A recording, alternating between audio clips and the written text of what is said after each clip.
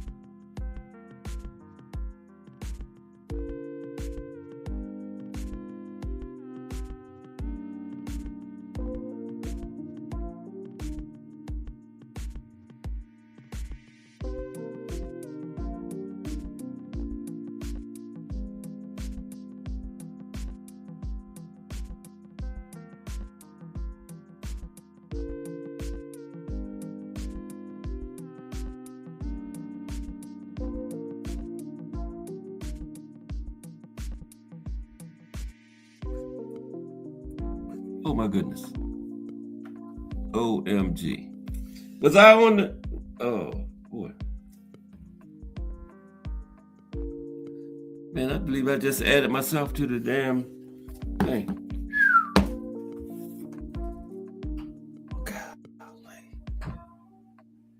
I don't even think I was in the damn chat. I'm in it now.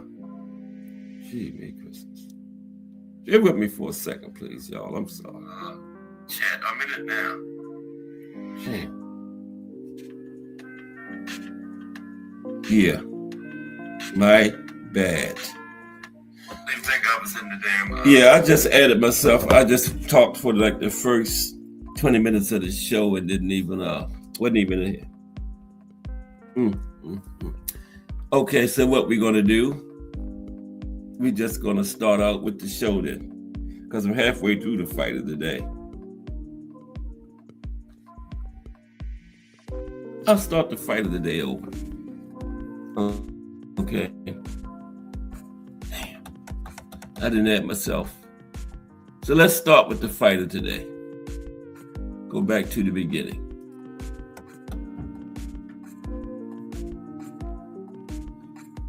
Without further ado, the fight of the day.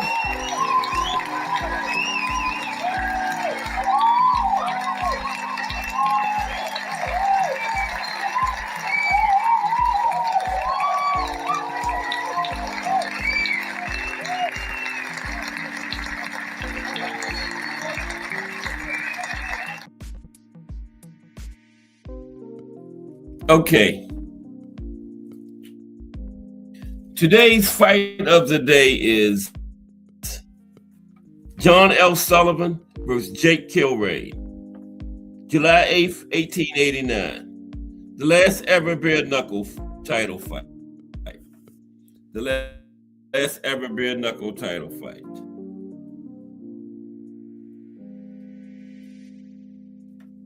Okay.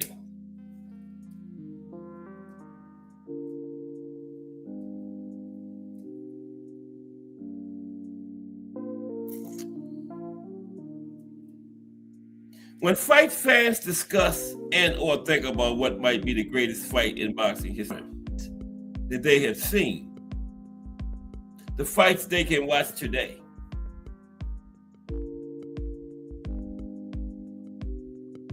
fights from the 1920s to the current decade, fights that were fought under modern day rules and regulations, with padded gloves and 3-minute rounds. The Marquis of Queensberry rules have been taken over from the old bare knuckle days. But when one looks back into the depths of time, there are some incredible prize fights to be found or to be read about. We cannot slide a DVD into the machine and watch a John L. Sullivan fight, or a Jim Mace fight, or a Tom Molyneux fight, or a Jim Belcher fight. Even later fighters who boxed under modern rules were often not filmed. The great Harry Grant, for example. No footage of the great Harry Grant. There's a shot of John L., one of the combatants, John L. Sullivan. But we can read the reports of the day when it comes to these quite simply epic fights. We can also read some of the excellent work current writers have worked so very hard on. Their pieces paying tribute to the fight from so many years, even centuries ago. So it was July 8th in 1889 when the final bare knuckle title fight took place.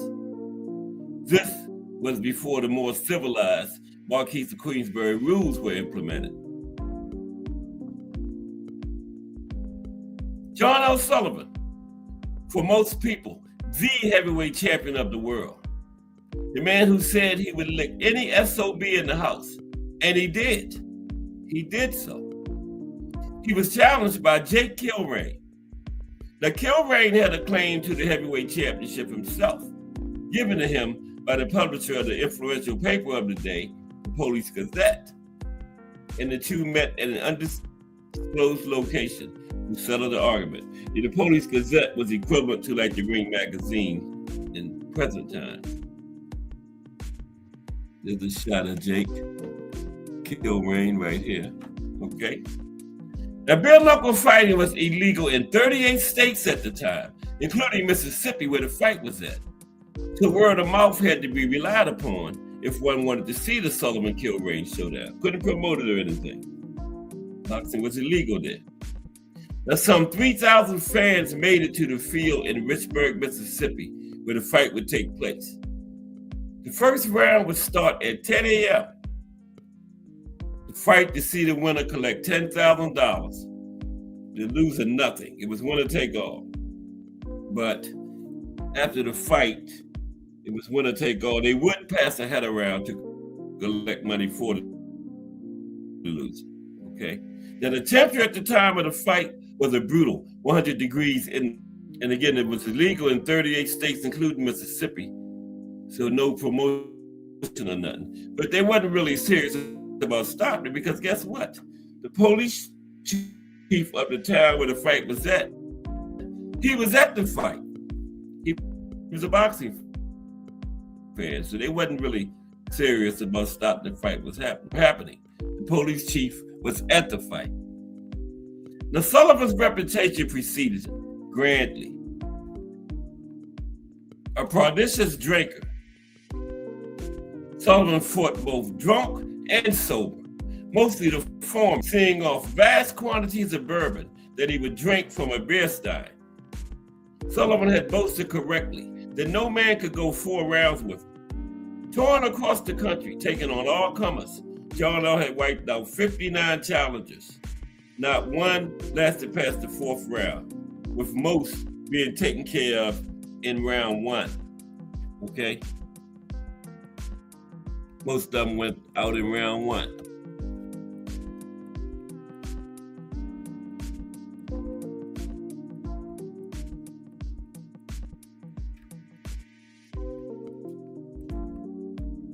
But the thinking in Kilrain's camp was Sullivan's legs were only good for around 20 minutes. That his legs, like the legs of all drunks, would fail him after that point. His game plan to take Sullivan into the left and then take over and win the fight. And Kilrain was a clever boxer who had good defense and he could move. Okay? The early rounds that historic day saw Kilrain take the lead. A round would only end if a fighter went down. So a round could last minutes or mere seconds. And Jake refrained from slugging it out with Sullivan, instead focusing on avoiding the big hitting John L's lunges. Furious, Sullivan bellowed at his rival. "Why don't you fight? You're supposed to be a champion, ain't you?" Yeah, Sullivan was upset because Jake was boxing. Sullivan couldn't put hands on him. He was furious.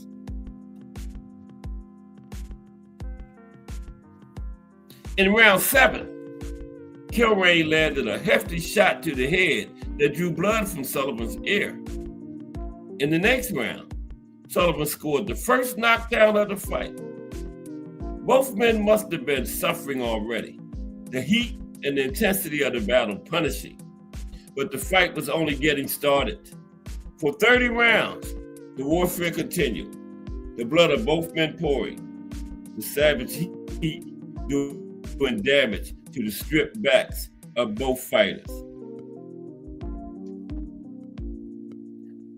After the 30th round, it was Kilrain who was tiring, slowing down, not Sullivan.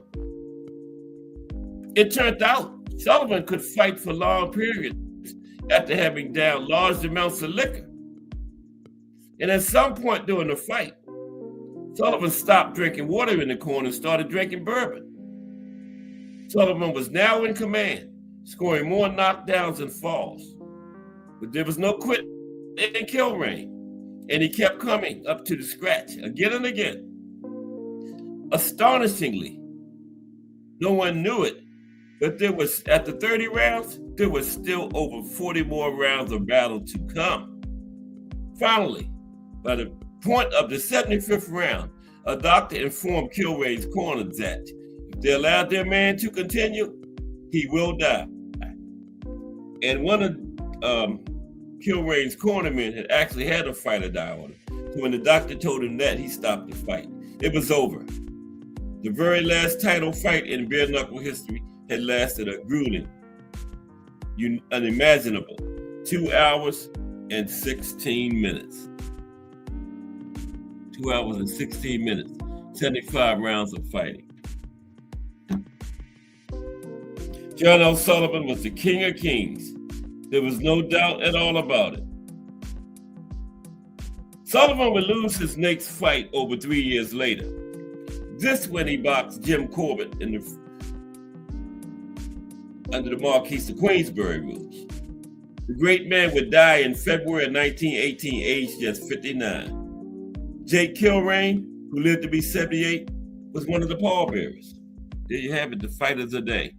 John L. Sullivan, Jake Kilrain. There's the winner, John L.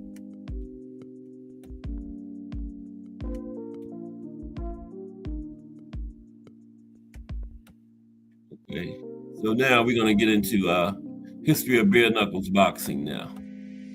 That's today's show.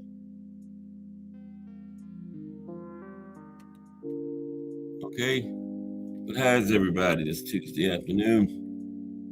Still early.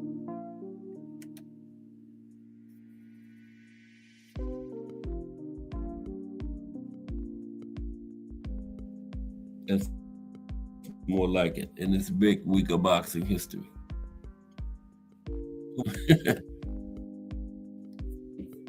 No water allowed on the desk. Been through like 2 laptops in like 4 or 5 months. No water allowed on the desk.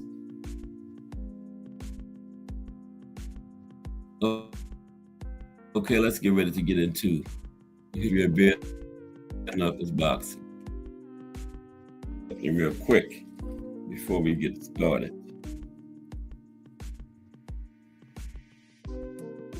Chat, I'm minute down.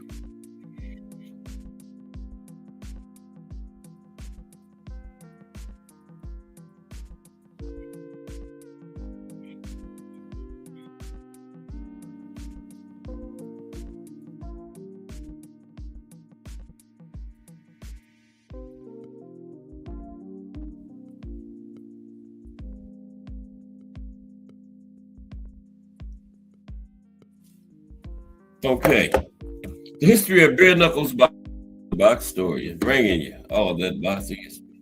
Don't forget, we're gonna Friday.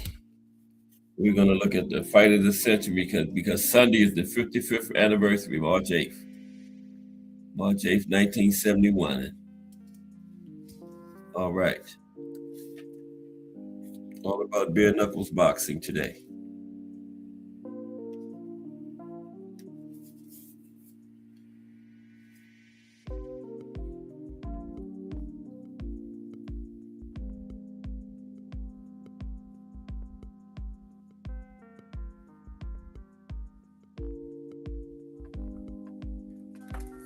All right, bare knuckles boxing. Let's get started.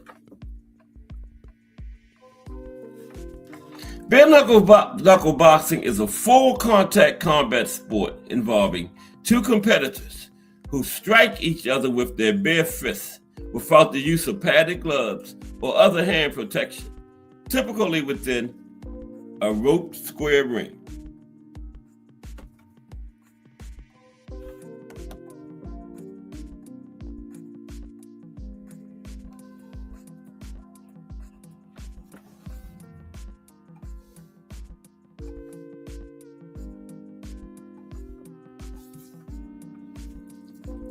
The sport traces its roots to ancient civilizations, including evidence of fist fighting in Sumerian reliefs from around 3000 BCE, and organized fights in ancient Greece and Rome, where participants sometimes used cestus, leather thongs wrapped around the hands for added impact. In its modern form, bare knuckle boxing emerged in 18th century England as prize fighting, a popular spectacle among the working class and gentry alike, often drawing large crowds and wagers despite its illegality under laws against public nuisances. By the early 19th century, it had spread to America, where it became intertwined with cultural notions of manhood, celebrity, and social mobility, exemplified by figures like John L. Sullivan, the last bare knuckle heavyweight champion, before the sport's decline. Yep, John L. I finished talking about John L.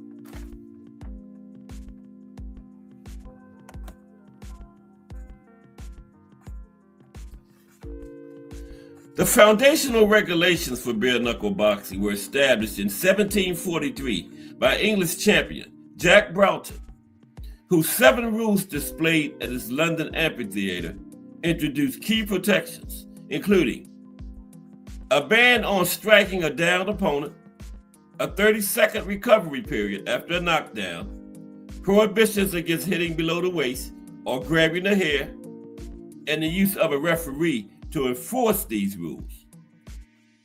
These were expanded in 1838 into the London prize ring rules, which defined the 24-foot square ring, allowed wrestling and throws alongside punches, and stipulated fights continue until a knockout or submission, without fixed round times. No round limits back then. The sport's brutality, including frequent deaths and injuries, led to its gradual replacement by glove boxing under the Marquis de Queensberry rules in 1867, which mandated padded gloves, 3-minute rounds, and weight classes, effectively ending sanctioned bare knuckle fights by the late 19th century.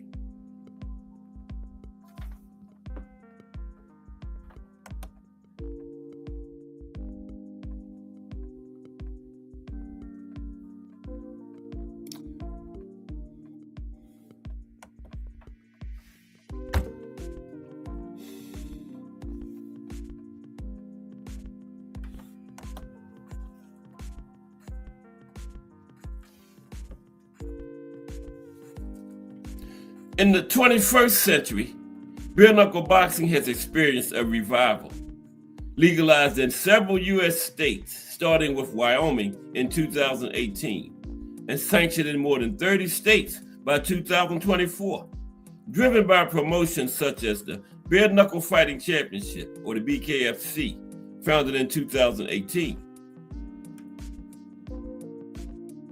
Modern unified rules adopted by the Association of Boxing Commissions in 2024 limits fights to 5 2-minute rounds for non-title fights, permit only closed fist punches, no elbows, knees, or grappling beyond 3 seconds. It requires hand wraps of gauze and tape for minor protection against cuts, and if striking due to shorter rounds and the absence of padded impacts that allow harder, more frequent head strikes, though critics highlight higher risks of lacerations and hand fractures, absent the padded gloves. Okay, so now let's go into the history of this sport, bare knuckle boxing. Let's go into the history of it now.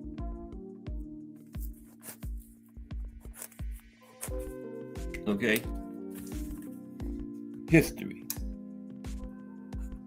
Thomas Hill in the building. What's up, T. Hill? How are you today? Bare knuckle boxing today, Thomas Hill. Nice little thing on bare knuckles boxing. We're going to get a little into the history of it now. Let's salute T. Hill. Now, origins and early development. Bare knuckle fighting traces its roots to ancient civilizations, where unarmed combat forms emphasized punches without protective gear. In ancient Greece, Pancration emerged as a brutal hybrid of boxing and wrestling, introduced to the Olympic Games in 648 BCE, allowing competitors to strike with bare fists alongside grappling, chokes, and kicks under minimal rules that prohibited only biting and eye gauging. This event mythologically attributed to heroes like Heracles and Theseus. It drew crowds for its raw intensity and served as a test of comprehensive martial prowess in Greek society.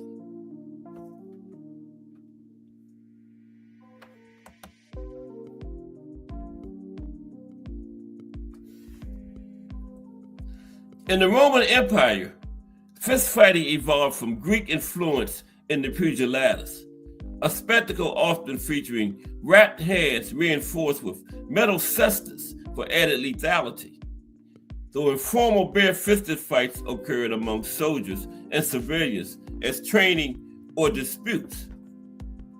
During medieval Europe, organized unarmed combat remained scarce amid a focus on armed warfare, but bare-fisted brawls featured in folk disputes and tournaments, reflecting practical self-defense amid the era's social unrest. These sporadic encounters preserved rudimentary punching techniques passed down through oral traditions, bridging ancient practices to later developments.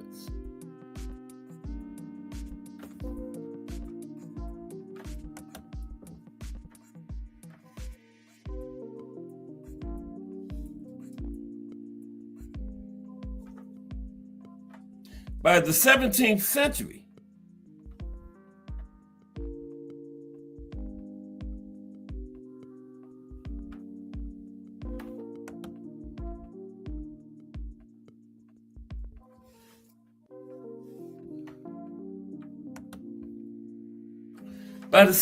century, informal street fighting in Britain and Ireland served as direct precursors to structured bare-knuckle fights, evolving from chaotic tavern challenges and public brawls into semi-organized contests, distinct from mere violence. In Ireland, faction fighting, rural clashes between rival clans or groups, integrated bare-knuckle punching alongside stick weapons like the shillelagh, embedding the practice in cultural festivals and vendettas as a display of communal honor and manhood from the 18th century onward. Such traditions often sparked at fairs or markets, highlighted the sport's folk significance before professionalization.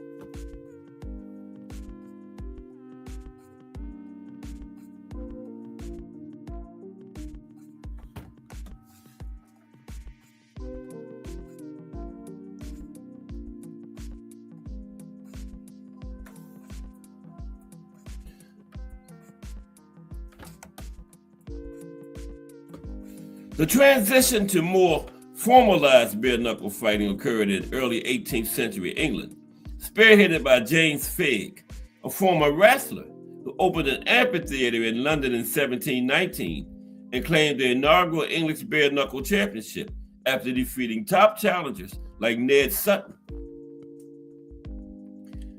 Figg's undefeated streak of over 200 victories emphasized punching over grappling, shifting the emphasis towards stand-up striking and establishing him as a pivotal figure in elevating the activity from street scraps to a recognized pursuit.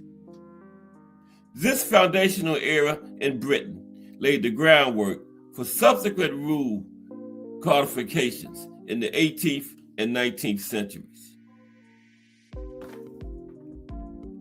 Now, 18th and 19th century England. Crush, the legend in the building. Salute, Crush. Talking about history of bare knuckles boxing today, Crush. Salute, good to see you. Catch Crush at early in the morning, 6 a.m., most Mondays through Fridays. Crush, the legend. Okay, 18th and 19th century England. Bare knuckle boxing in 18th and 19th century England evolved from informal brawls into a structured professional sport, beginning with the establishment of the London prize ring rules in 1719 by James Figg, who opened an amphitheater in Tottenham Court Road capable of seating over 1,000 spectators and proclaimed himself the first English champion. Now, Figg's venue hosted regular exhibitions and championship fights, marking a shift toward organized prize fighting with defined rules and titles, attracting patrons from across social classes, despite the sport's illegal status under vagrancy laws. This professionalization laid the foundation for bare knuckle boxing's peak popularity, as fighters like Figg combined pugilism with demonstrations of cudgel play and swordsmanship to draw crowds.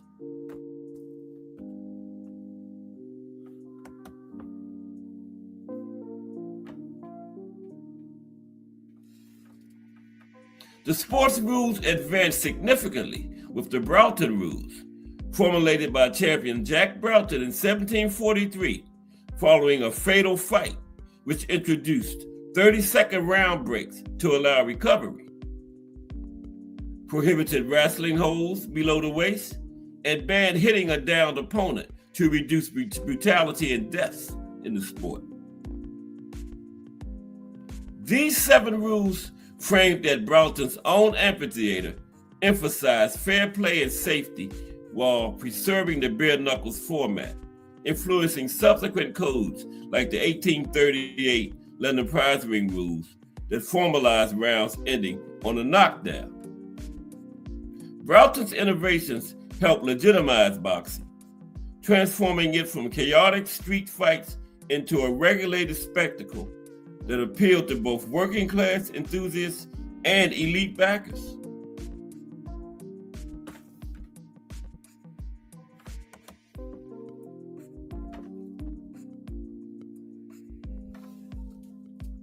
Iconic fights underscored the era's intensity and cultural resonance, such as the 1789 rematch between Richard Humphreys and Daniel Mendoza at Stilton, Huntingdonshire, which drew thousands of spectators over 65 rounds and highlighted Mendoza's innovative defensive techniques, earning him the English championship.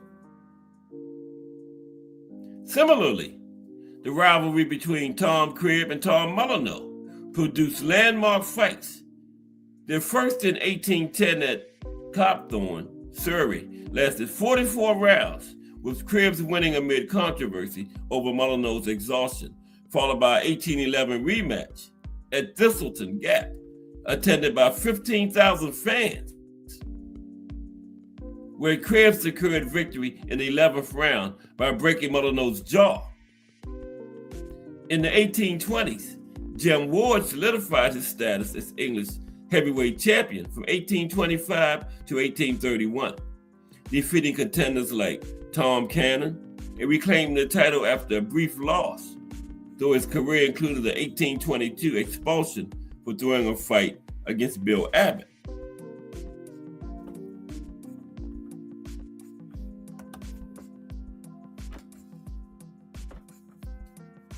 Socially, bare knuckle boxing thrived amid patronage from nobility, such as the Duke of Cumberland's support for Broughton and the Prince Regent's enthusiasm, which lent the sport prestige and protected fighters from prosecution while fostering a cross-class appeal.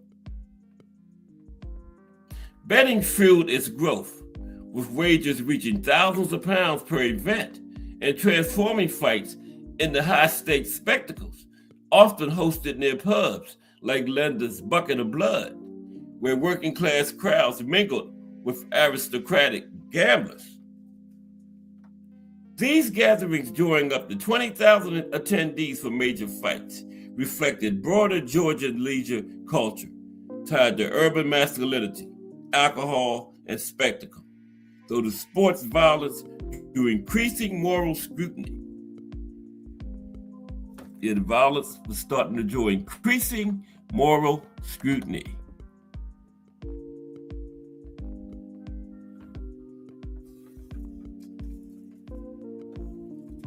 By the mid-19th century,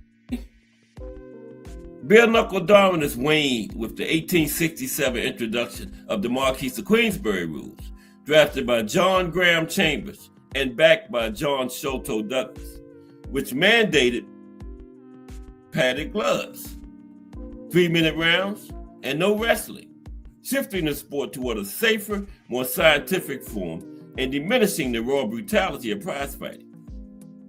This transition, while preserving boxing's popularity, marked the end of bare knuckle as the prevailing format in England, as glove contests gained legal and social acceptance. Okay, so then the spread to America.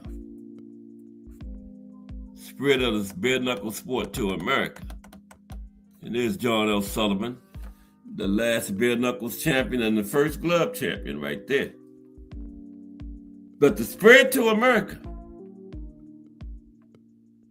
Now, bare knuckle boxing arrived in the United States through British immigrants in the early 19th century, who carried the sport's traditions from England to urban centers along the east coast of the United States.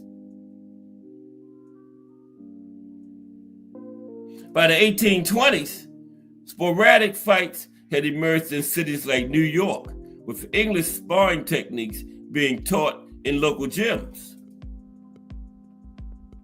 The first documented pro bare knuckle prize fight in the United States occurred on October 14th, 1816, in New York City, where local butcher Jacob Heyer defeated English mariner Tom Beasley in a fight that lasted several hours and established Heyer as the inaugural American heavyweight champion. Tom Heyer, first American heavyweight boxing champion, happened on October 14th, my birthday. Wow.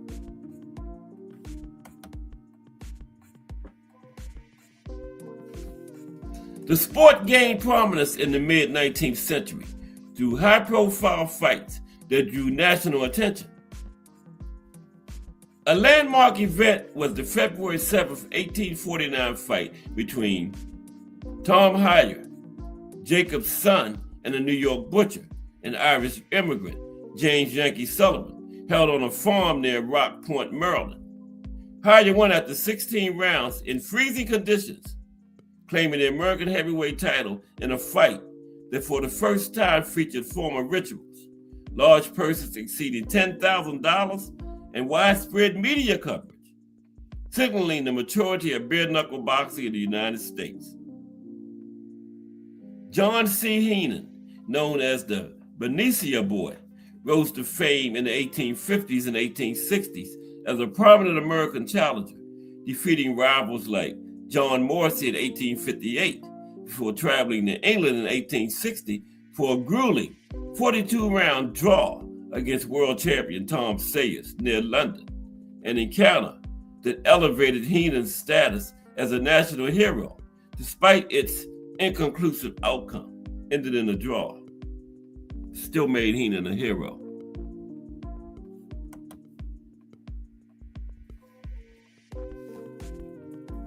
Regional adaptations flourished in the South and West, where the sport intertwined with frontier life and ethnic tensions in southern backcountry areas and western territories like Montana.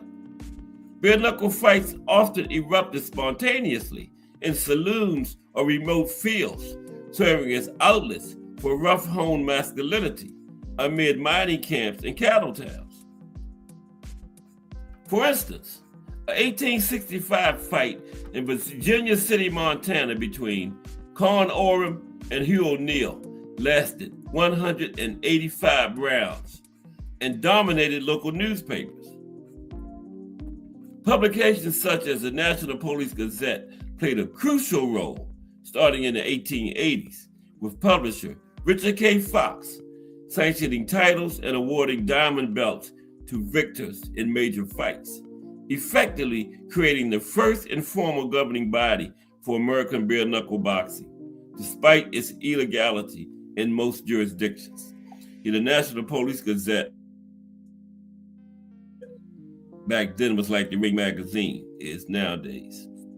Well, how the Ring used to be when that Fleischer had it, because when Oster got it, it just went straight downhill. Okay? Yeah, but that's what the National Police Gazette was. Had a title, sanctioned fights. Yeah, bare knuckles boxing today.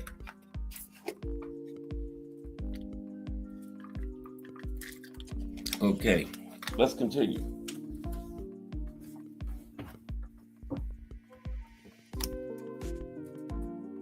Immigration waves, particularly from Ireland and England, shaped the sport's character, with fighters from these backgrounds dominating the heavyweight division and infusing fights with nationalistic fervor.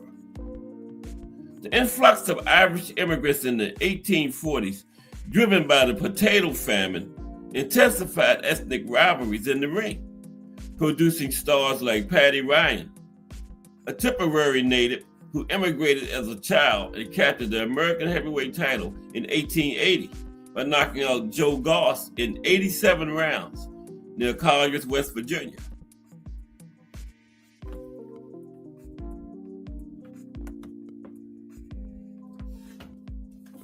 By the late 19th century, escalating legal prohibitions transformed bare knuckle boxing into an underground pursuit. Prize fighting had been outlawed in most states since the early 1800s under anti-gambling and vagrancy laws, forcing promoters to stage events in isolated locations like islands or border areas to evade arrests. By the 1890s, nearly all major fights operated clandestinely, contributing to the sport's shift toward gloved exhibitions as authorities cracked down on the brutality of bare knuckles boxing. Decline and prohibition. Okay, let's talk about the decline and prohibition of bare knuckles boxing. But we're going to talk about the modern sport. It's made a nice comeback. But decline and prohibition. The introduction of the Marquis of Queensberry rules in 1867 marked a pivotal shift toward glove boxing, emphasizing safety through padded gloves, 3-minute rounds, and prohibitions on wrestling holds, which were seen as making the sport more civilized and appealing to upper-class patrons.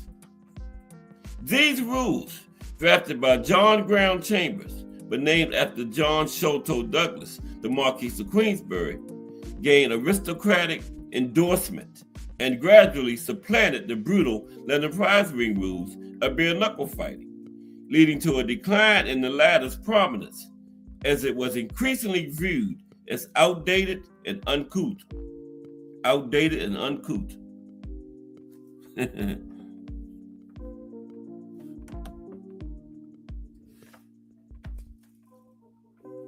In the United Kingdom, bare knuckle boxing faced escalating legal restrictions, with the last recognized legal fight occurring in 1880 amid growing concerns over violence and public disorder. By 1882, the court case R v. Coney ruled that such fights constituted assault, occasioning body harm, effectively criminalizing bare knuckles boxing nationwide in England. Okay? It became a criminal offense. In the United States, states progressively outlawed bare knuckle prize fights during the 1890s due to their perceived brutality and association with gambling, with every state banning them by the late 1880s, and New York enacting the Horton Law in 1896, which permitted glove exhibitions but prohibited bare knuckle fights and direct prize money awards. These prohibitions extended globally as Australia and European nations followed suit in the early 1900s, adopting glove formats and aligning with the Olympic movement's emphasis on amateur boxing, which further marginalized bare knuckle traditions.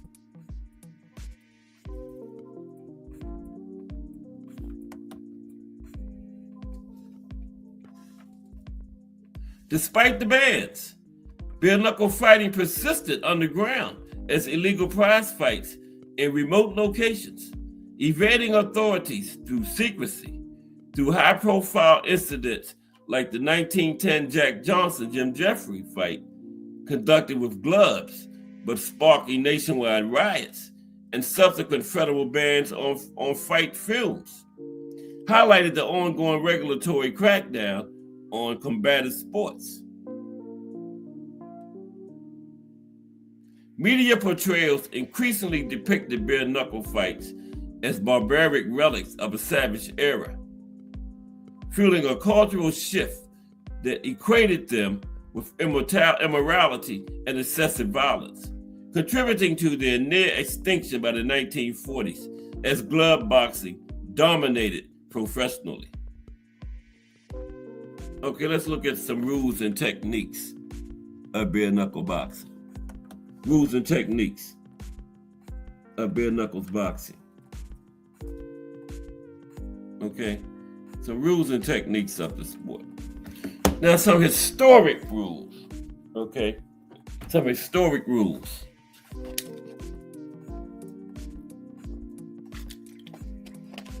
That's Tom Mullen over there. He was a former slave. He won his freedom through boxing. And he went to England. Fighting Tom, what's his name? Okay. Now, rules and techniques, historic rules. The foundational regulations for bare knuckle boxing emerged in 1743 with the Broughton Rules, formulated by English champion Jack Broughton to promote fairness and reduce brutality, following a fatal fight he witnessed. These rules established a chalk square in the center of the fighting stage as the starting point, requiring both fighters to return to it unaided within 30 seconds after a knockdown or separation from the ropes, with failure resulting in defeat.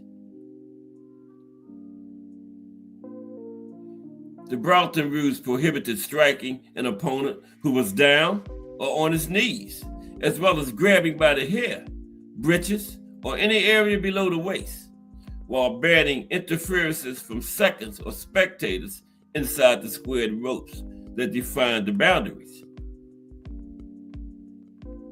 The Broughton Rules were expanded and revised in 1838 as the London Prize Ring Rules, which standardized the sport across England and governed professional bare knuckles contests for much of the 19th century.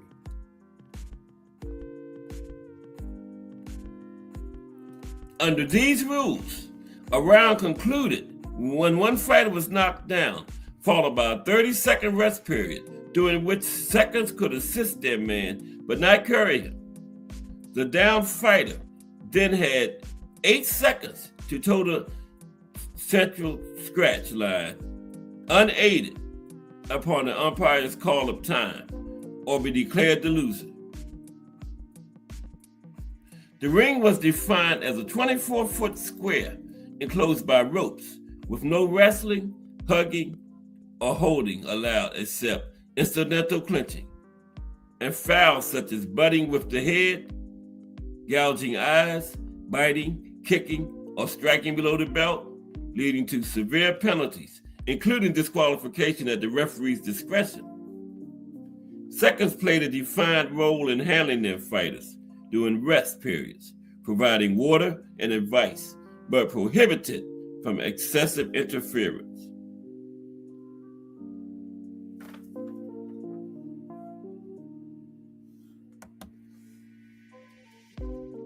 By the mid-19th century, informal weight classes began to appear in some promotions to accommodate lighter fighters, though they were frequently disregarded in heavyweight fights where size discrepancies were common and a single champion reigned supreme.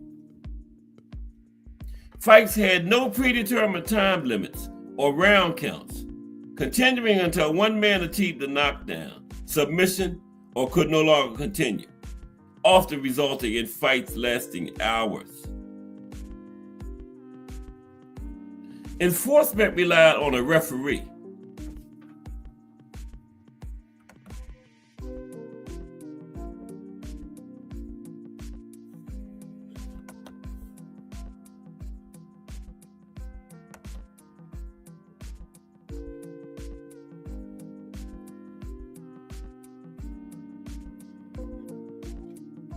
Okay, here we go. Now, I'm way off on the pictures, but that's okay. Now, enforcement relied on a referee, often selected from nobility or respected officials, supported by 2 umpires, 1 per fighter, who advised on disputes. The referee held authority to halt the fight for fouls like gouging or biting, imposing disqualification or forfeiture of the stake. In practice, adherence varied due to the sport's semi-clandestine status, but violations could lead to immediate penalties or legal repercussions under anti-prize fighting laws.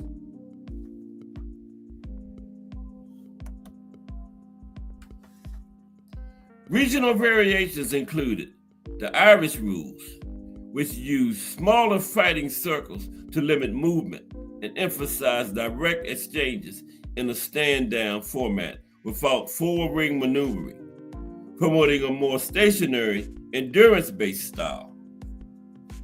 In the United States, adaptations of the London prize ring rules permitted greater grappling and throwing while retaining core elements like the scratch line and knockdown counts, though enforcement was often laxer in the less regulated American scene. Okay, fighting techniques. Look at some fighting techniques in bare knuckles boxing. Fighting techniques.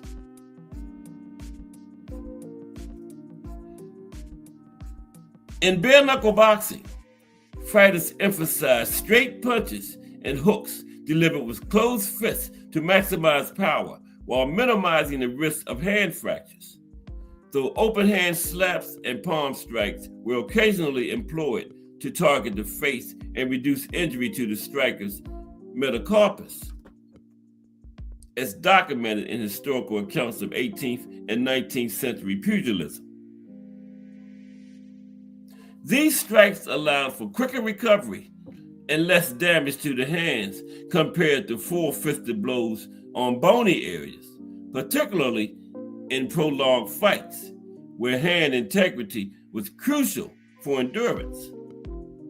Pioneers like Daniel Mendoza advanced the use of straight-line punches combined with hooks, shifting from the earlier mauling style to more precise, defensive-oriented striking that incorporated body rotation for added force.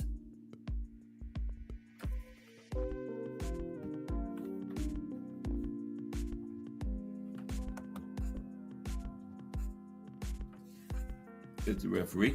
Defensive techniques revolved around protective guards using the arms and shoulders as barriers, with the traditional stance featuring an extended lead arm to parry incoming blows and a rear hand positioned near the chin for countering. The Irish stand down, a low crouch adopted an Irish-influenced bare knuckles contest, prioritized head protection by tucking the chin and using the shoulders to shield against overhead strikes, while also deterring clinches through a compact, forward-leaning posture to emphasize toe-to-toe exchanges over evasion. This stance, popular among 19th century Irish-American fighters, focused on raw strength and blocking, with the forearms raised in a cross-guard formation to absorb impacts without retreating.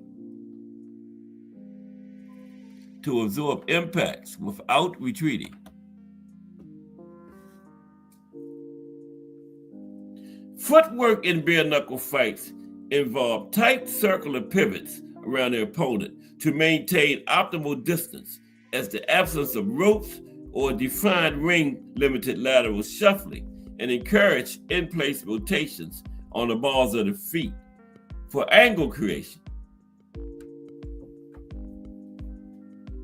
Mendoza's innovations included subtle step into slip punches and reposition for counters, adapting to the rough terrain of outdoor fights where linear advances were preferred over wide circling to conserve energy in multi-hour fights.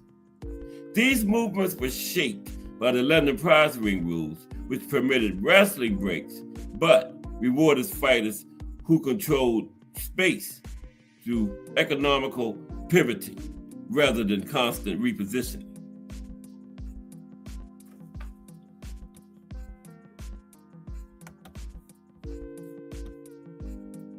Economical positioning rather than,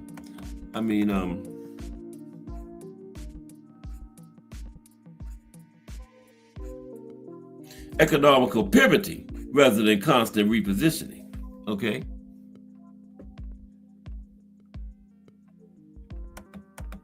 Oh my goodness. Here we go. All right, let's continue. Bare knuckle boxing today.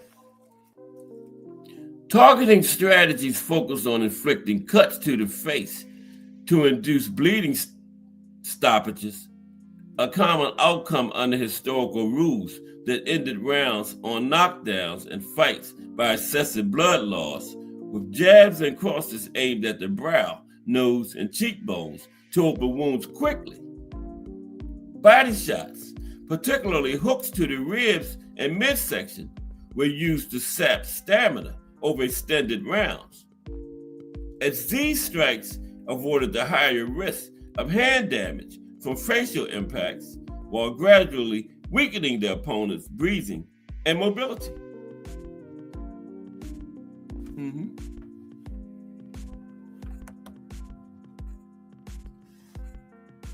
Training adaptations centered on hand conditioning to withstand repeated impacts, including wrapping the hands with cloth strips known as mufflers in early practice sessions to support the wrists and knuckles without altering the barehanded fight dynamic.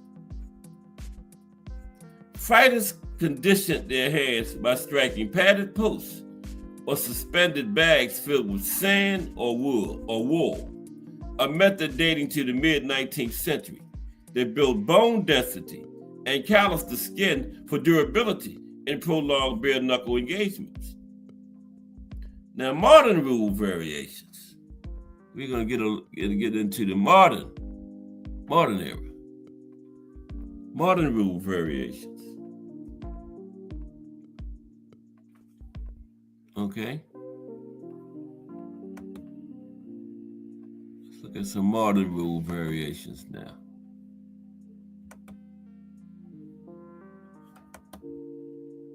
Okay, modern rule variations.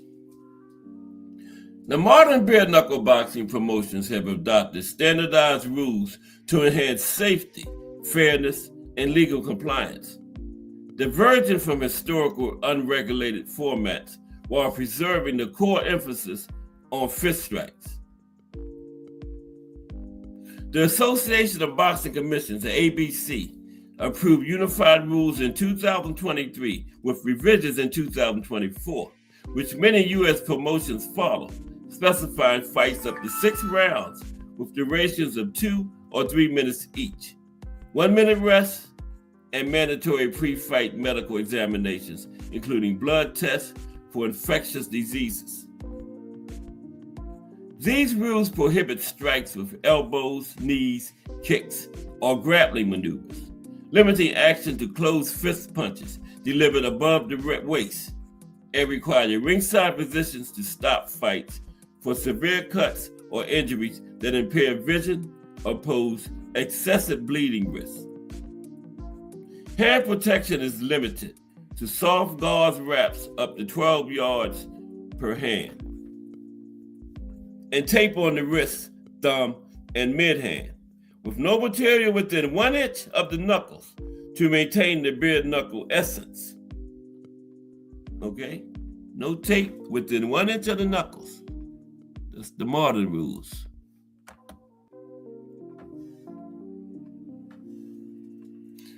The Bare Knuckle Fighting Championship, the BKFC, operational since 2018 under Florida's legalized framework, the first U.S. state to sanction the sport that year, implements these unified rules with specific adaptations for 5-round championship fights of 2 minutes each. Clinching is permitted briefly for punching out, but referees break fighters after a 3-second lull in action to prevent stalling. And excessive holding results in warnings or point deductions. BKFC events occur in a patented circular 4-rope ring dubbed the squared circle, measuring 22 feet in diameter to promote aggressive forward movement and reduce corner retreats, differing from traditional square rings in other promotions.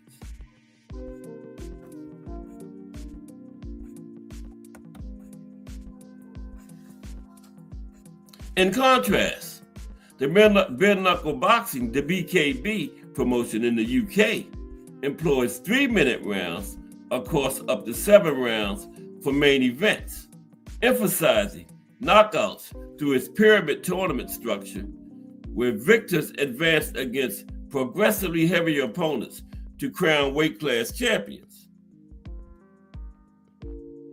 Operating under voluntary self-regulation without oversight from the British Boxing Board of Control, the BKB mandates similar bans on elbows, knees, and grappling, alongside required medical clearances, but allows punching in clinches until separation by the referee. Fouls like low blows or headbutts incur point deductions or even disqualification at the referee's discretion, with fights held in standard square rings to align with boxing heritage.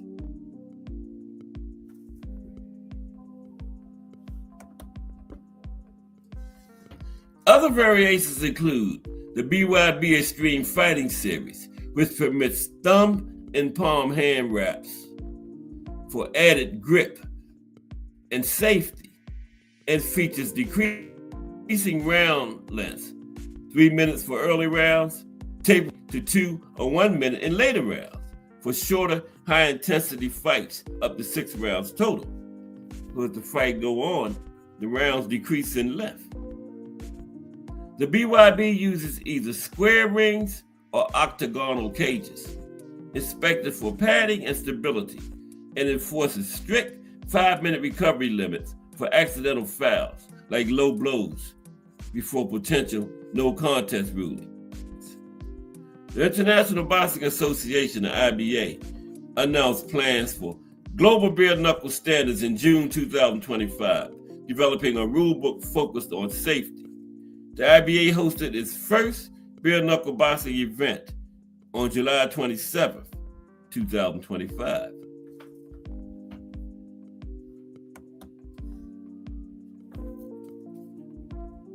Across promotions, commonalities prioritize fighter welfare through pre-fight physicals, post-fight suspensions for knockouts, 60 to 120 days, and immediate ringside medical intervention, while differences in ring geometry, circular for BKFC's mobility versus squares for BKB and BYB's familiarity, affect pacing and foul penalties, range from warnings to ejections based on intent. In the United States, state athletic commissions like Florida's oversee events for compliance, whereas the UK's voluntary model relies on promoter adherence to shared safety norms without centralized enforcement. Now, modern bare knuckle boxing, okay? Finish this off. Modern bare knuckle boxing. All right, let's take a look at that. Modern bare knuckle boxing.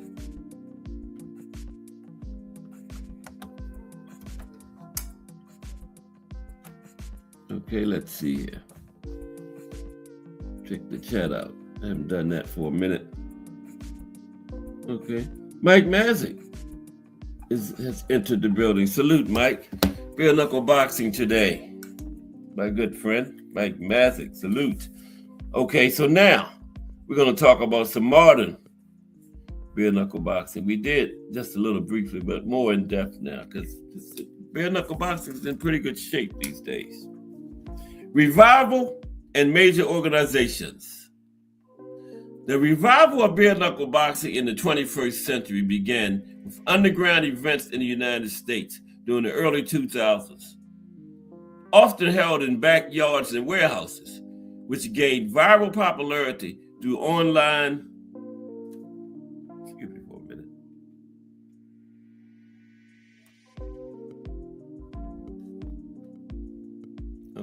Okay, wait, let's go.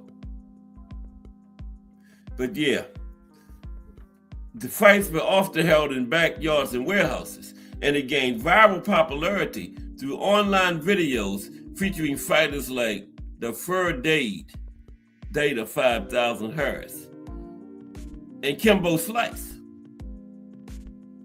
These clandestine fights, sometimes involving over 70 undocumented fights by figures like Bobby Gunn, highlighted the sport's raw appeal, but operated without regulation until legalization efforts intensified. Podcaster Joe Rogan advocated for its return, praising its authenticity on his platform and influencing public interest in sanctioned versions. Yeah, Joe Rogan played a big part in that when Bare Knuckles was making his return. Yes, he did. The pivotal moment came in 2018 when Wyoming became the first U.S. state to sanction bare knuckle boxing, hosting the inaugural legal event on June 2nd at the Cheyenne Ice and Event Center in Cheyenne, Wyoming. This paved the way for the Bare Knuckles Fighting Championship, the BKFC, founded that same year, 2018, by promoter David Feldman in Philadelphia, Pennsylvania, which organized the Wyoming card as its debut and quickly expanded nationwide. By November 2025, the BKFC had produced over 130 events across multiple states and countries internationally, securing a 3-year broadcast deal with The Zone in 2024 for up to 24 live shows annually, including pay-per-views. Okay, 24 live shows annually, including pay-per-views. In the United Kingdom and Europe, bare knuckle boxing, the BKB, originally launched as BYB Extreme Fighting Series in 2014 and rebranded in February 2025 following a merger, established a pyramid-style tournament format emphasizing escalating weight classes and elimination fights since its first major events in 2018. Originating from South Florida's backyard scene with Data 500, BKB has hosted events in the UK, United States, and Europe, inducting pioneers into this Hall of Fame to honor the sport's lineage. Wow, they already got a Hall of Fame. Wow, impressive. I'm impressed. They already got a Hall of Fame for the new bare knuckles boxing. Now, other notable promotions include the revived Police Gazette World Diamond Belt titles, historically dating to 1881, and informally reintroduced in the 2010s through lineal claims before formal acquisition by BKB in 2024. Another one is Hardcore FC, a Russian-focused series launched around 2020 with brutal, no holds barred fights. Another one, Top Dog FC, another Russian promotion known for intense, finish-oriented fights since 2020. And then we got Gromda, Poland street-style league established in 2020, featuring no weight class matches and a raw, unregulated aesthetic. No weight classes. Wow.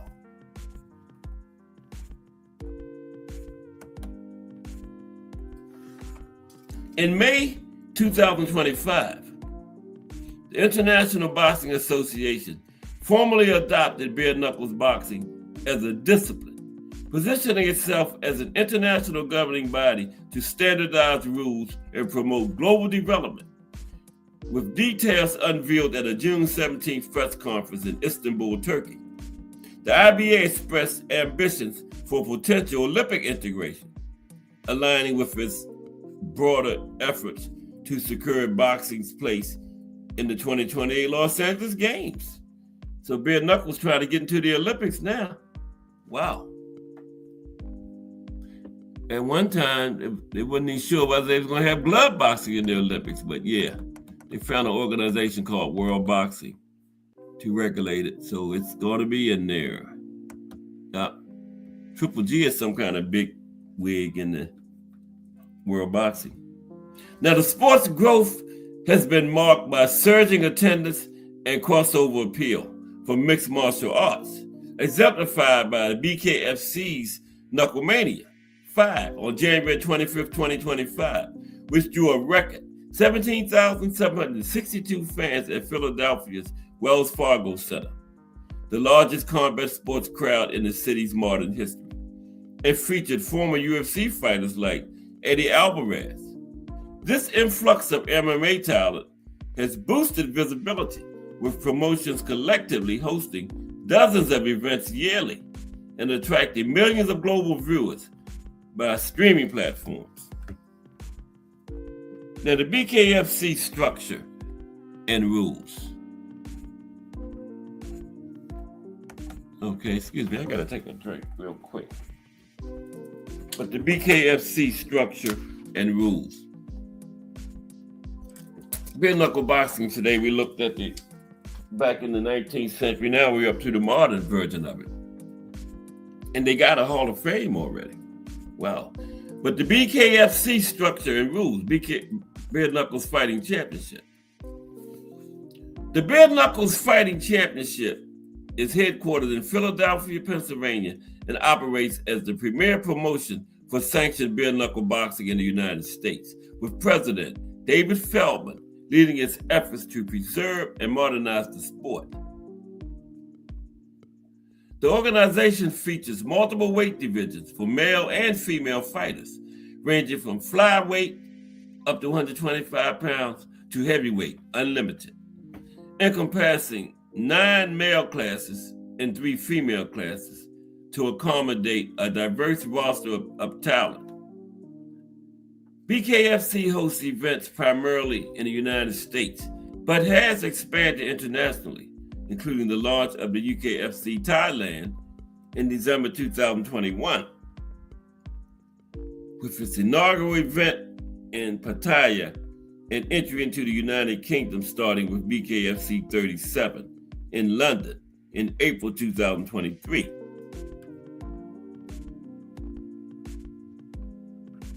Now, the BKFC's core rules emphasize safety and structure within a unique hexagonal ring measuring 19 feet across, designed to prevent corner stalling and promote continuous action. Standard fights consist of 5 rounds lasting 2 minutes each, with 1 minute rest periods, while title fights extend to 7 to 10 rounds, depending on the division and sanctioning body approval. Fighters may apply Vaseline only to their faces and bodies to reduce cuts, but no substances are permitted on the knuckles, and hand wrapping is limited to wrists, thumbs, and mid-hand without extending near the knuckle. You can only get tape or hand wrapping within 1 inch of the knuckles. Fouls, such as eye gouging or low blows, result in warnings or point deductions, with referees empowered to use instant replay for clear determination of intentional violations, right? Weight classes are strictly enforced, with pre-fight weigh-ins and hydration testing is conducted to ensure fighters meet health standards and prevent dehydration-related risks. Events follow a pay-per-view format, headlined by marquee matchups and supported by undercards that blend established veterans with emerging prospects to build talent depth. The flagship Knucklemania series exemplifies this, with Knucklemania 5 held on January 25th, 2025 at Philadelphia's Wells Fargo Center, drawing a sellout crowd of over 17,000 for the main event, pitting former UFC champion Eddie Alvarez against Jeremy Stevens.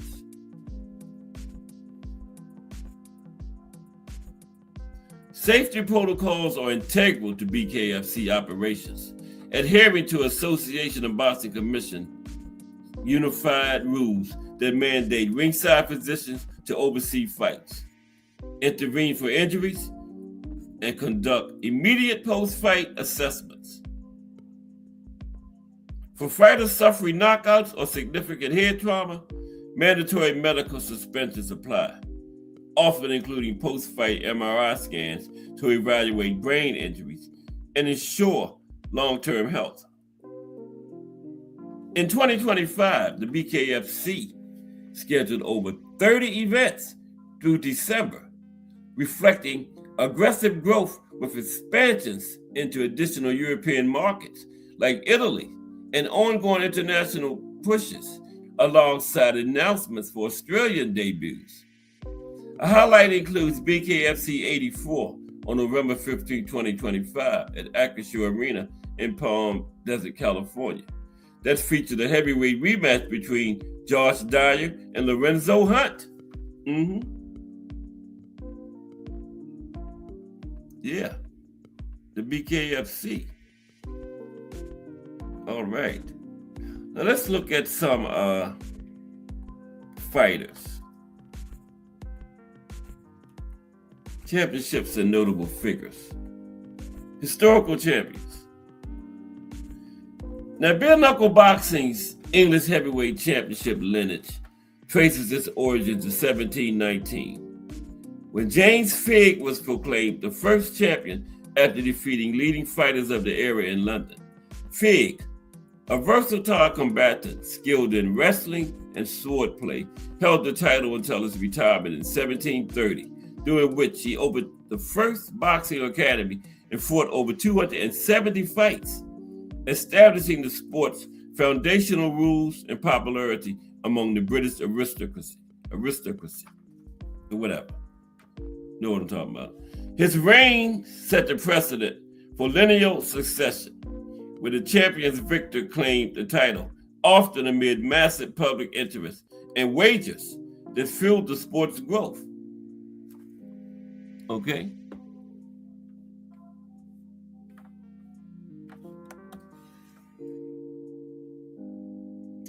Now, the lineage continued through the 18th century with fighters who refined techniques and drew crowds to informal rings across England. Jack Broughton, champion from 1736 to 1750, introduced early safety measures after a fatal fight, influencing the sport's evolution despite its brutality. By the 19th century, the title became a symbol of national pride, with champions like Tom Cribb defending against American challengers such as Tom Molyneux in high-stakes fights that attracted bets exceeding 10,000 pounds, equivalent to several $1 million in today's money.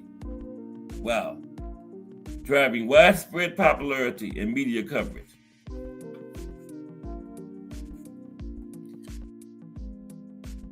Key figures in the English heavyweight lineage are detailed. Well, yeah, we'll get into that. Just some names of some of the champions. Now, the 18th century English lineage featured legendary figures who elevated the sport's global profile. Jim Ward held the title from 1823 to 1831, defending against American and Irish challengers before vacating for health reasons. Ben Con's reign, 1835, 1841, 1843, 1845, included epic 100-plus round battles, 100-plus rounds, while William Bendigo Thompson claimed it twice, 1839 and 1845 to 1846. He had it twice. Renowned for his comebacks and showmanship. In the United States, bare knuckle championships emerged independently in the early 19th century, often recognized by the National Police Gazette from the 1880s onward.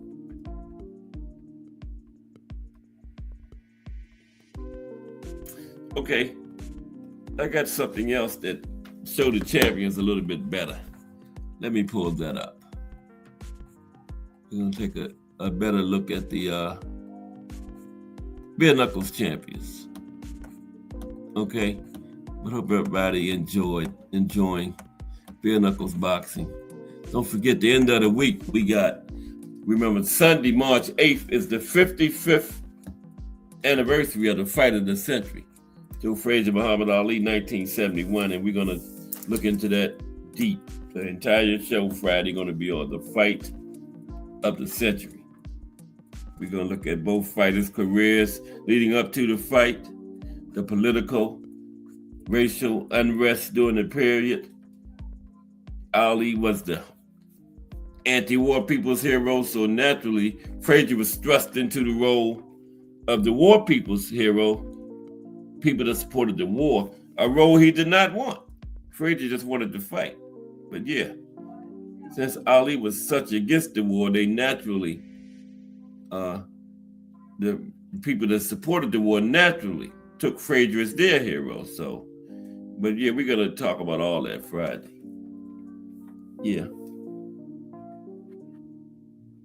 Or Thursday, if I make it back in time to do the show Thursday. But Friday is the first Friday of the month, so we're supposed to profile the active boxers. So the Fight of the Century show might be Monday. We'll see when it happens, but we're going to take a look at it. And then, after all that, we're going to look at the fight round by round. Okay? Round by round, we're going to look at exactly what happened in that fight. Okay? Did Muhammad Ali tell Angelo Dundee to cut his gloves off? We're going to find out. Okay, but let's look at some of these bare knuckles champions to close this thing out today. Just got a few of them. Little brief talks on them, that's all. Okay. Al Booger. What's up, Al Booger? Looking at bare knuckle boxing today. We get ready to look at some of these legendary champions from back in the 19th century. We looked at a little of it, how it is now. They made a nice recovery.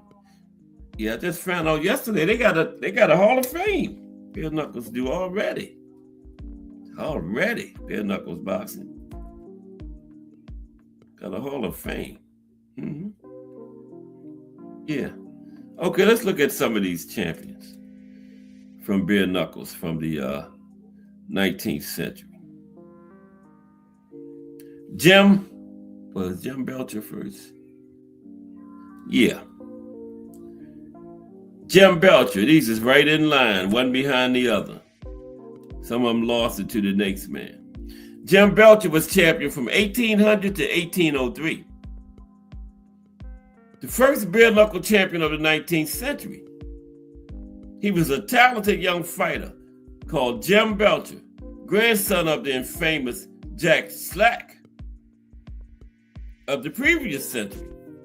Belcher held the title for 3 years before being forced to retire after losing sight in one eye. And he was playing rackets.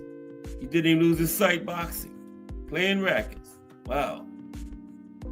Henry Hen Pierce held the title from 1804 to 1806. Nickname was Hen, H-E-N. Hen Pierce was known as the Game Chicken as a result of both his name and his legendary courage that was likened to that of a fighting cock in the ring. He was forced to retire early when a turbulent marriage forced him to develop a problem with alcohol. Wow. John Gully, champion from 1807 to 1808. Now, John Gully lost to Hen Pierce after 6 rounds, after the latter fought the former of the debt. He bought him out of debtor's prison. Okay. Yep. Gully lost to Hen Pierce after 6 rounds, after Pierce bought Gully out of debtor's jail, so that the two could fight.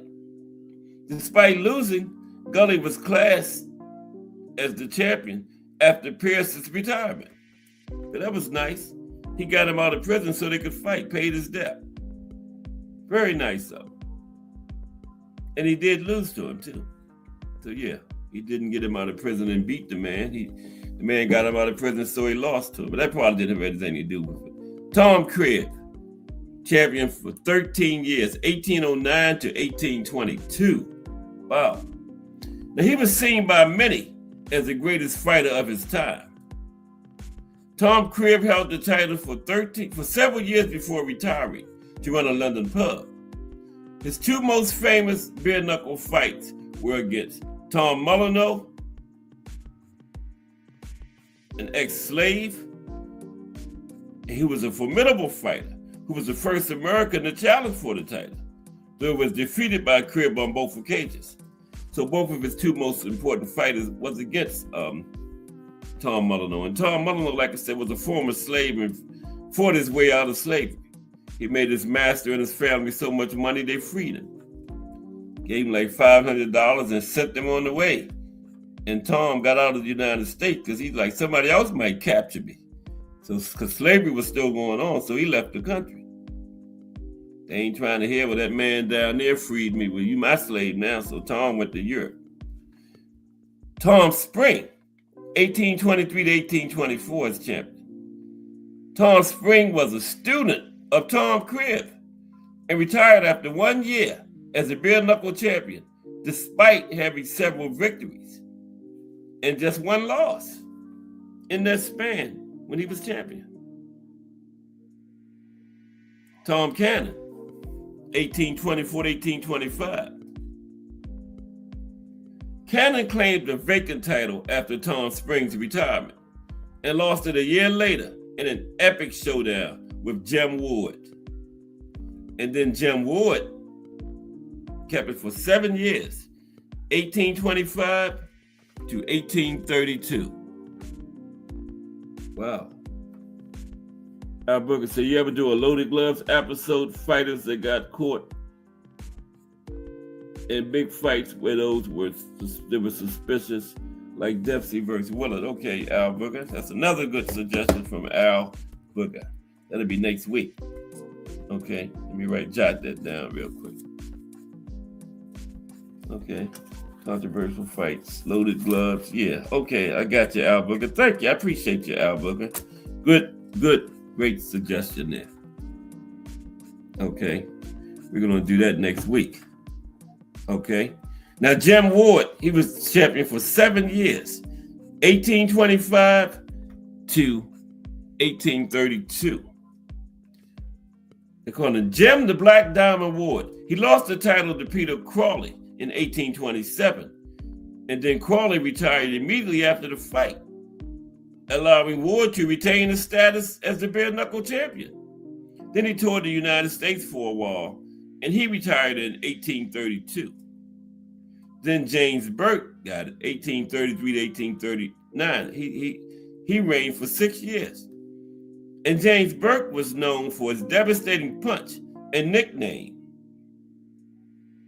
He was nicknamed the Deaf One because he was hearing impaired. James Burke fought Simon Ward for the vacant title, who died because of injuries sustained in the fight. Wow. William Thompson, 1839 to 1840 as champion. He was known as Bendigo. Okay, Bendigo. Thompson was one of boxing's history's more shady characters. That's what Al Booker was just talking about. One of boxing history's more shady characters. And he was a gangster whose friends would often intimidate his opponents. Soon after defeating James Burke, he retired, leaving the former champion and Ben Gaunt both claiming to be the world boxing champion. Yeah, Bendigo was a shady character, though. Mm-hmm. Nick Ward, 1841. He lost it. I think he lost it in his first fight. He was the younger brother of former champion Jim Ward. Nick fought both of the main contenders, James Burke and Ben Gaunt, beating both men on fouls to become the undisputed bare knuckle boxing champion of the 19th century. But he lost it in the same year he won it, 1841. And then Ben Gaunt, 1841, 1845, 4-year reign for Ben Gaunt. 4-year reign. Ben Gaunt beat Nick Ward in a rematch to gain the title and would go on to lose it to former champion William Thompson, the shady guy. And William Thompson beat Gaunt for the third time to regain the title. After a grueling 93 rounds, Gaunt was disqualified for going down without getting hit. Afterwards, he retired from the ring. The man was probably tired. 93 rounds. He's probably glad you disqualified. So at least I didn't get stopped. 93 rounds, he got disqualified for going down without getting hit. Wow. So William Thompson took it from him. He had a 5-year reign, 1845 to 1850. Now, though he held the title for 5 years after coming out of retirement, Bendigo would only defend it once after his opponent, Tom Paddock, was disqualified for hitting him when he was down. After his retirement, he became an evangelist, preacher, and had the distinction of having a racehorse named after him. And a town in Australia was named after him. And he was the subject of a poem by Sir Arthur Conan Doyle. Wow. And he was the shady guy. He got a racehorse named after him, a town, and a poem by a famous artist. Wow. And he was champion 3 times so far. He's been a 3-time champion. Bendigo. William Perry, 1850, 1851. He was known as the Tipton Slasher. Now, Perry won the vacant title by beating Tom Paddock, and he lost it a year later to Jerry Broome. Both fights were decided on a foul. Harry Broome, 1851, 1856, 5-year reign. Now, Broome forfeited the bare knuckle boxing title because he refused to give a rematch to William Perry, whom he had beaten on a foul, and wouldn't get a man a rematch, so they stripped him. Wow. Wow, they stripped people way back then? Man. Tom Paddock, 1856, 1858. Now, after losing the title to William Thompson, Bendigo, and William Perry, Paddock finally achieved his dream and became the bare knuckle champion in 1856. Tom Sayers, 1858 to 1860. Now, he gained the title by beating the veteran Tom Paddock. Sayers weighed in at only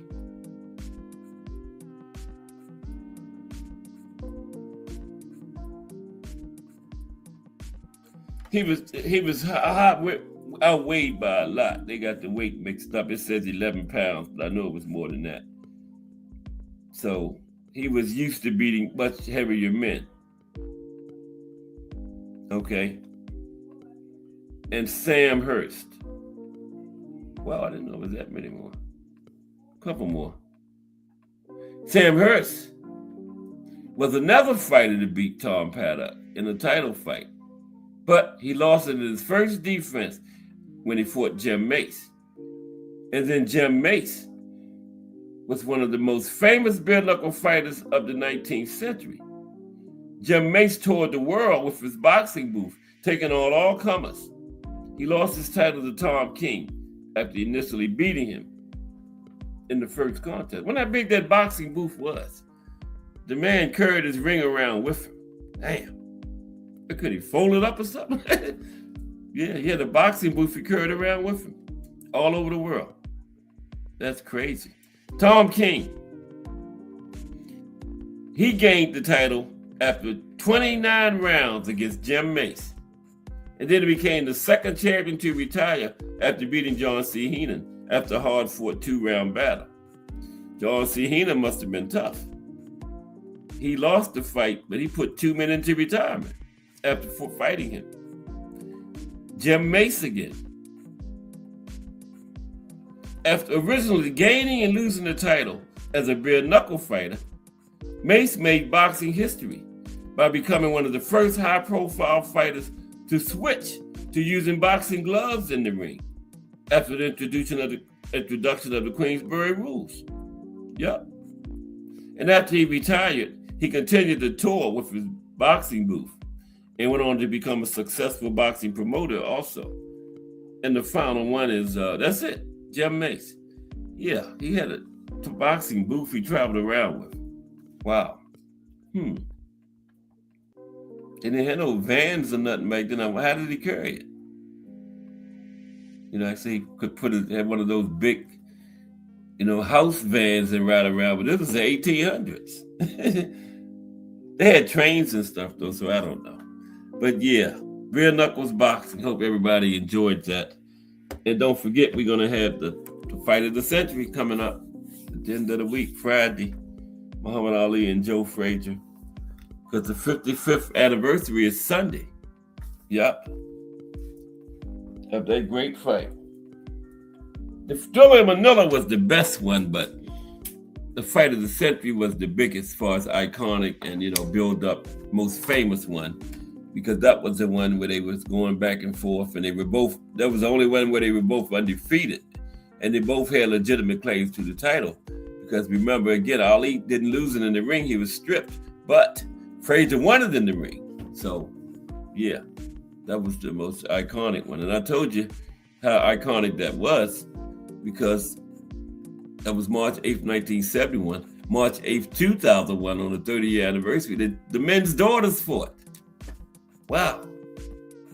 Don't get no more iconic than that.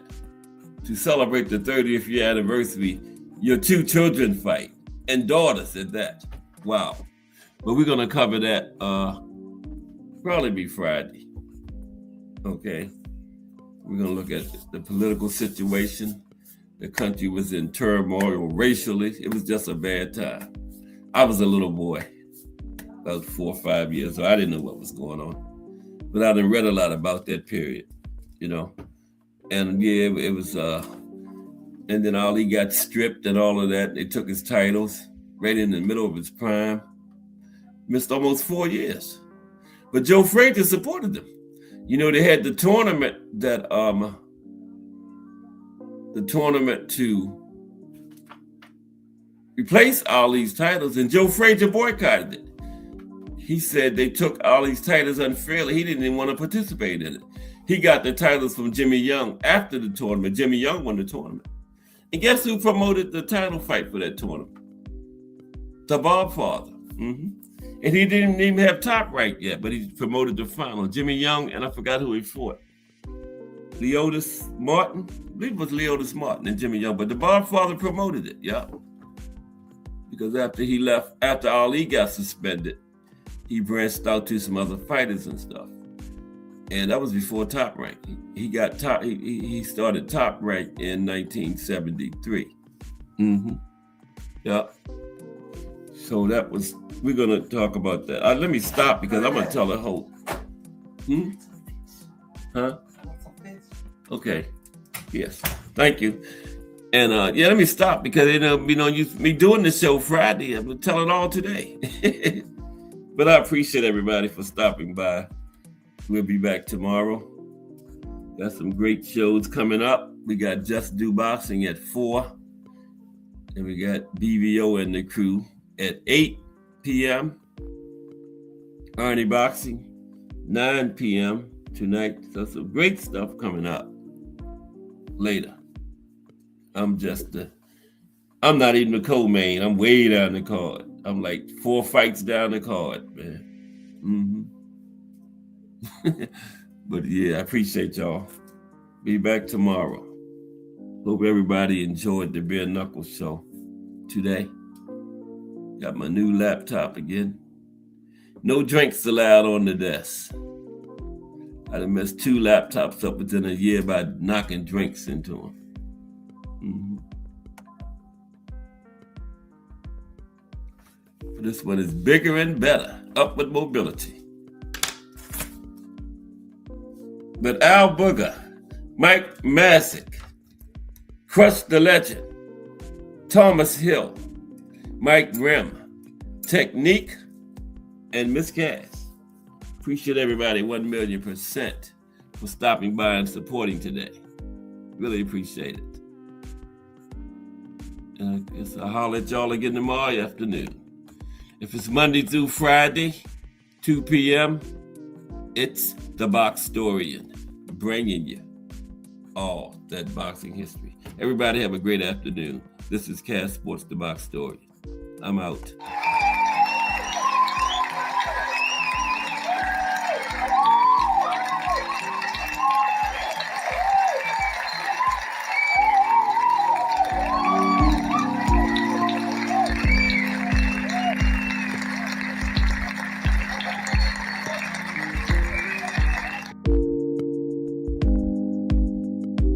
Appreciate you, Thomas Hill.